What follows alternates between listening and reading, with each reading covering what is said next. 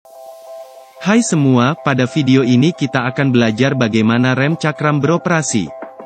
Tentunya, dalam bentuk animasi. Sebenarnya apa itu rem cakram? Rem cakram adalah mekanisme pengereman yang menggunakan media piringan atau cakram sebagai media gesekan. Anda pasti tahu kalau rem itu beroperasi akibat adanya gaya gesek. Gaya gesek yang dimaksud adalah pergesekan antara kampas rem sebagai media penggesek dan media yang digesek, dalam hal ini piringan atau cakram. Apa bedanya rem cakram dengan rem tromol? Selain bentuknya, ternyata cara kerjanya juga berbeda. Rem cakram memiliki arah gesekan saling menjepit. Hal itulah yang membuat rem cakram lebih responsif karena dengan menjepit piringan, maka tekanan yang diterima cakram lebih maksimal. Lalu bagaimana rem cakram bisa beroperasi? Tidak usah panjang lebar, simak saja animasi berikut. Poin pertama yang perlu dipahami adalah komponen utama pada rem cakram. Komponen tersebut terdiri dari master silinder, kaliper rem,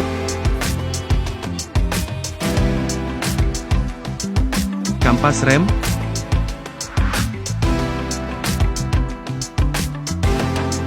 dan piringan rem.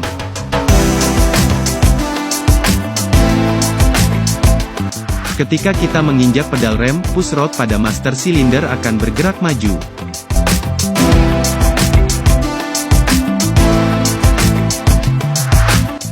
Hal itu akan mendorong piston di dalam master silinder untuk menekan minyak rem yang ada di dalam tabung master silinder. Hasilnya, berupa tekanan fluida minyak rem yang diarahkan ke kaliper rem. Pada kaliper rem, tekanan fluida minyak rem diubah kembali menjadi gerakan fisik. Caranya juga sama seperti pada master silinder. Minyak rem dimasukkan ke dalam silinder kaliper dan di dalam silinder kaliper juga terdapat piston. Karena minyak rem memiliki tekanan, hal itu akan mendorong piston sehingga piston bergerak keluar. Pergerakan piston yang menonjol keluar itu digunakan untuk mendorong kampas rem agar bergesekan dengan piringan rem. Tipe rem cakram yang dijelaskan di sini adalah tipe floating. Tipe ini merupakan tipe paling standar dan banyak digunakan pada mobil. Cirinya, hanya memiliki piston pada salah satu sisi saja. Lalu bagaimana kampas rem bisa menjepit piringan rem meski hanya memiliki satu piston? Perlu diketahui, pada tipe floating kaliper rem bisa bergesek ke kanan dan ke kiri. Sehingga cukup satu pergerakan piston bisa membuat kedua sisi kampas rem menjepit dengan kekuatan yang sama. Saat injakan pedal rem dilepas, tekanan kaliper rem juga akan netral. Namun karena tidak ada pegas pengembali maka kampas rem merenggang beberapa milimeter saja. Meski demikian, itu sudah cukup untuk membebaskan piringan rem agar tidak tertekan. Hal itu juga yang menyebabkan sistem rem cakram tidak memerlukan penyetelan kerenggangan kampas.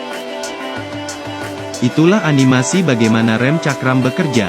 Semoga bermanfaat.